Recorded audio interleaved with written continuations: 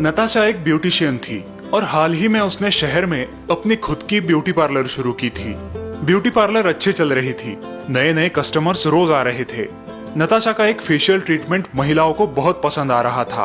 ओह वाव नताशा, कितना अच्छा निखार आया है। Thank you so much. Thank you madam, फिर आइए। यस ऑफ कोर्स, अब तो मैं हमेशा यही आऊंगी और मेरी फ्रेंड्स को भी तुम्हारे पार्लर के बारे में बताऊंगी। और इस प्रकार नताशा का बिजनेस अच्छा चलने लगा। उसका गोल्ड फेशियल महिलाओं का बहुत ही ज्यादा फेवरेट था। ज्यादा फायदे के लिए नताशा ने कुछ ही दिनों में इस फेशियल ट्रीटमेंट का रेट बढ़ा दिया। नताशा, पिछले महीने तो सिर्फ 300 रुपए चार्जेस थे, अब एकदम से तुमने 500 कर दिए। हाँ मैडम, क्रीम की प्राइस कंपनी ने बढ़ा दी है। ओह अच्छा, ठीक है, नो प्रॉब्लम। तुम बस क्वालिटी मेंटेन रखना। Yes madam. एक दिन पार्लर में क्रीम वाली कंपनी का सेल्समैन आता है और नताशा को ज्यादा पैसे कमाने का एक तरीका बताता है। मैडम, ज्यादा सोचिए मत, इसमें आपका भी फायदा है और मेरा भी, किसी को कुछ पता नहीं चलेगा। हाँ, ये बहुत अच्छा आइडिया है। सेल्समैन के जाने के बाद नताशा अपनी स्टाफ को इंस्ट्रक्शंस देती है कि अब से गोल्ड फेशियल के लिए सिर्फ उसी बॉक्स में से क्रीम निकाले। हाँ मैडम। दिन बीतते रहे और नताशा उस स्पेशल क्रीम को यूज करती रही, अच्छा मुनाफा कमाती रही। वो अब नियमित रूप से उस सेल्समैन से वही क्रीम खरीदती थी। एक दिन नताशा की लाडली भांजी प्रिया पार्लर में आई, लेकिन नताशा मार्केट गई थी। 2 दिन बाद प्रिया के कॉलेज में ब्यूटी कॉन्टेस्ट था जिसमें उसने हिस्सा लिया था। प्रिया ने वहां गोल्ड फेशियल करवाया।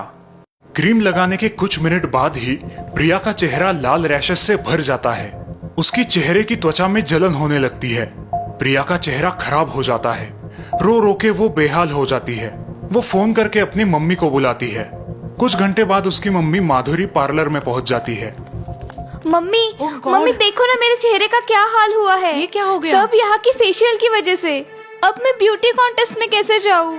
हाँ बेटा, फिक्र मत करो, सब ठीक हो जाएगा। कौन सी क्रीम यूज की थी तुमने फेशियल के लिए? ये मैडम, हमें नताशा मैडम ने फेशियल के लिए इसी बॉक्स में से क्रीम लेने के लिए कहा है। जरा मैं भी तो देखो कौन सी क्रीम है। हे भगवान, ये क्रीम तो एक्सपायर हो चुकी है, इसीलिए तुम्हें रिएक्शन आया है।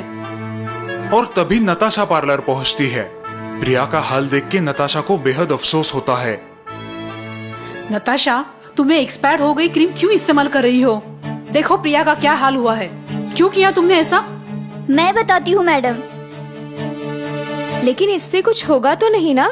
अरे कुछ नहीं होता मैडम, एक्सपायरी के 1-2 महीने बाद भी आप इसे बिंदास यूज कर सकती हो। अच्छा, मतलब आधे दाम में तुम्हें ये क्रीम मिल रही है, लेकिन उसकी एक्सपायरी चेक करना तुम्हारा कर्तव्य है ना? हाँ दीदी, आई एम सॉरी, मुझसे गलती हो गई। ज्यादा मुनाफे की लालच में मैं अंधी हो गई थी। लालच बड़ी बुरी चीज है नताशा, कभी कभी अपने लोगों का भी नुकसान कर देती है, जैसे आज प्रिया का नुकसान हुआ है। माधुरी रोती हुई प्रिया का चेहरा स्कार्फ से ढकती है और चली जाती है।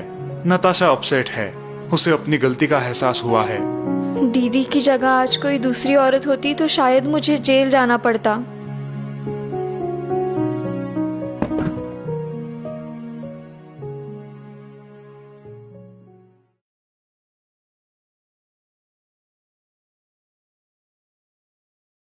सुरेश, विनीत और चंदू बचपन के दोस्त थे।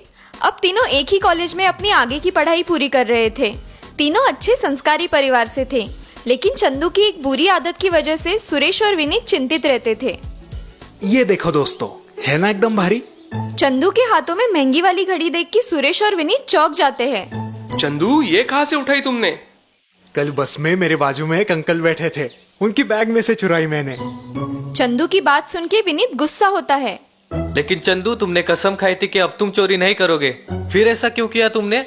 हाँ यार, आई नो, लेकिन चोरी करने के बाद मुझे अजीब सा सुकून मिलता है। तुम लोग बेवजह टेंशन लेते हो यार, छोटी मोटी चोरी करने से कुछ पाप वाप नहीं लगता। ऐसा कहकर चंदू वहाँ से चला जाता है। समझ नहीं आता इसे कैसे सही रास्ते पे लाए।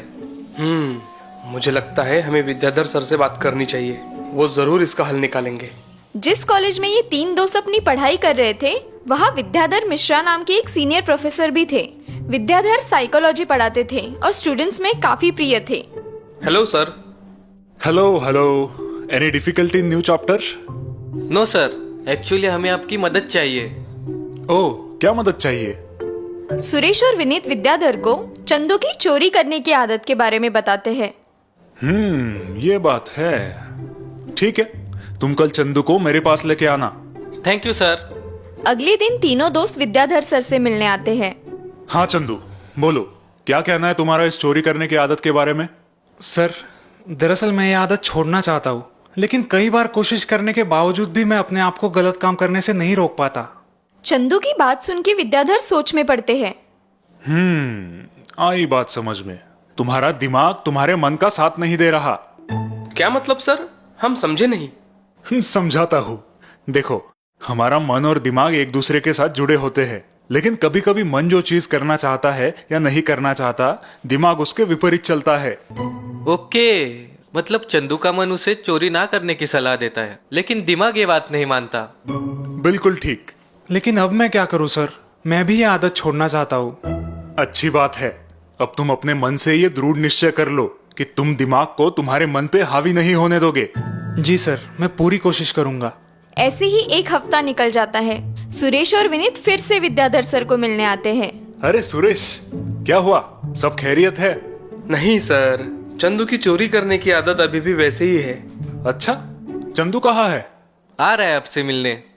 तभी चंदू वहां पहुंच जाता है। Sir, I am sorry. मैंने आपकी सलाह के अनुसार आचरण करने की बहुत कोशिश की, लेकिन कर नहीं पाए। विद्याधर सर की बात सुन के चंदू अचरज में पड़ता है और अपने आप से नाराज हो जाता है। कोई बात नहीं, मुझे पता था ऐसे ही होगा। विद्याधर सर की बात सुन के तीनों दोस्त उलझन में पड़ते हैं। तो अब चंदू को क्या करना चाहिए सर? क्या उसे कभी भी इस बुरी आदत से छुटकारा नहीं मिलेगा? लड़कों की बात सुन के विद्याधर हंस पड़ते हैं। सर, अब मैं क्या करूं? बहुत आसान है। अब तुम जब भी किसी चीज की चोरी करोगे, उसके बाद ये बात तुम्हें मुझे और हमारी पूरी क्लास को बतानी होगी। विद्याधर की बात सुन के तीनों दोस्त अचरज में पड़ते हैं। इसका मतलब मैं चोरी कर सकता हूँ? बिल्कुल। विद्याधर सर की बात सुन के चंदू चकित हो जाता है। अरे वाह, ये तो बहुत बढ़िया सॉल्यूशन है। चोरी करो और आके सबको बता भी दो। विद्याधर की बात सुन के चंदू फूले नहीं समाता, लेकिन सुरेश और विनीत कंफ्यूज हो जाते हैं। कुछ दिन बाद सुरेश और विनीत विद्याधर सर को मिलने आते हैं। सर, आज 10 दिन हो गए, लेकिन चंदू आपको मिलने नहीं आया। हाँ, तो क्या अब उसने चोरी करना छोड़ दिया होगा? सुरेश और विनीत की बात सुन के विद्याधर हंस पड़ते हैं। हाँ, उसने चोरी करना बंद किया होगा। विद्याधर सर की बात सुन के सुरेश और विनीत अचरज में पड़ते हैं। ये आप इतनी यकीन के साथ कैसे कह सकते हैं सर? क्योंकि ये बहुत ही सिंपल ह्यूमन साइकोलॉजी यानी मानव मनोविज्ञान है। हम कुछ समझे नहीं सर। बताता हूँ। कोई भी इंसान अपनी गलतियां दूसरों के सामने खुलेआम बताने में या स्वीकार करने में झिझकता है। उसे हिचकिचाहट होती है, शर्मिंदगी का एहसास होता है। ओह, इसका मतलब यही बात सोचकर चंदू ने चोरी करना बंद किया। बिल्कुल सही। तभी चंदू वहां आता है और विद्याधर सर की चरण स्पर्श करता है। अरे अरे, उठो, इसकी कोई जरूरत नहीं। Sir, thank you very much. आपके एक सिंपल सुझाव ने मेरी बरसों पुरानी चोरी करने की आदत छुड़वा दी। अरे वाह, ये तो बहुत खुशी की बात है। Very good Chandu. लेकिन क्या तुम्हें कभी भी चोरी करने की इच्छा नहीं हुई? हुई, एक नहीं कई बार हुई, लेकिन जब सर का सुझाव याद आता, मेरे हाथ वही रुक जाते। विद्याधर सर और चंदू के दोस्त उसे शाबाशी देते हैं। चंदू, हमें बड़ी खुशी है कि आखिर तुम्हें चोरी करने की बुरी आदत से मुक्ति मिल ही गई।